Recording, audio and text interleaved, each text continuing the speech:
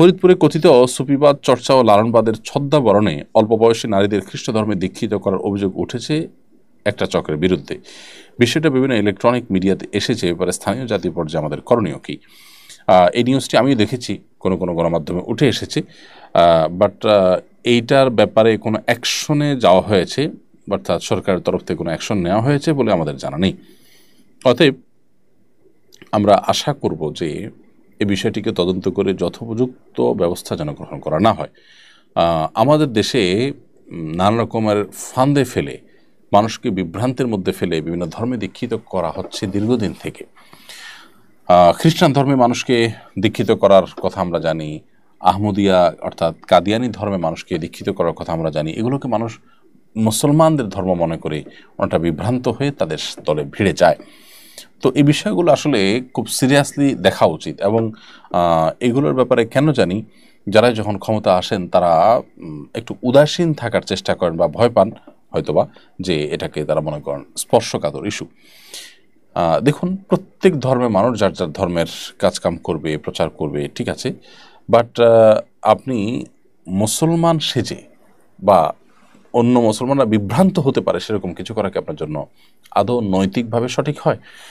আমি একটি ব্র্যান্ড আমার আছে, সেই ব্র্যান্ড এটার কাছাকাছি আরেকটা নাম বা কাছাকাছি ডিজাইনের কাছাকাছি লোগোর আরেকটা নাম, আরেকটা ব্র্যান্ড যদি কেউ দাঁড় করায়, আমি নিশ্চয়ই সেটাকে নৈতিক বলতে পারি না, আপনি নিশ্চয়ই সেটাকে নৈতিক বলবেন না, সেটা না জায়েজ হতে পারে না। সংশ্লিষ্ট অথরিটি কখনো সেটাকে অনুমোদন দিবে না যে দুইটাই প্যারালালে যদি চলে তাহলে মানুষ তো বিভ্রান্ত হয়ে যাবে।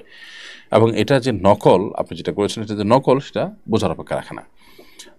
অতএব যারা ইসলামের নাম দিয়ে বা ইসলামের সাথে রিলেট করে মানুষকে বিভ্রান্ত করছে, এই যে সুফিবাদের নাম দিয়ে, আপনি লালনবাদের নাম দিয়ে আপনি মানুষকে খ্রিস্টান ধর্মের ভিতরে দীক্ষিত করার চেষ্টা লিপ্ত আছেন, এটি সুস্পষ্ট প্রতারণা এবং এটি থামানোর জন্য প্রশাসনের সর্বোচ্চ হস্তক্ষেপ করা প্রয়োজন। তা নাহলে সাধারণ যে সমস্ত দিনদার মুসলমানরা আছেন তারা ক্ষুব্ধ হয়ে যাবেন এবং পরিস্থিতি যদি অনভিপ্রেত কোনো পর্যায়ে চলে যায় সেটা আমাদের কারোর কাম্য হতে পারে না। এই জন্য আগে থেকে এটাকে উদ্যোগ নিয়ে থামানো দরকার এবং এটার ব্যাপারে ব্যবস্থা গ্রহণ করা দরকার তদন্ত সাপেক্ষে। আমরা জানি যে খ্রিস্টানরা এদেশে মুসলমানদেরকে বিভ্রান্ত করার জন্য নাম দেয় ঈসাই মুসলিম, আর কাদিয়ানিরা বিভ্রান্ত করার জন্য বলে আহমদিয়া মুসলিম। মানে আপনি মুসলিম ঠিক আছেন, অথচ আপনি যদি মুহাম্মদ সাল্লাল্লাহু আলাইহি ওয়াসাল্লামের প্রতি ঈমান না আনেন তাহলে আপনি কাফির। আপনি যদি মুহাম্মদ সাল্লাল্লাহু আলাইহি ওয়াসাল্লামকে শেষ নবী বিশ্বাস না করেন তাহলে আপনার ঈমান থাকে না। এখন ঈমান থাকা না থাকার বিষয়গুলো নিয়ে আজকাল আমরা অনেকে এমনভাবে মন্তব্য করি যেন আমরা এই বিষয়ে বিশেষজ্ঞ।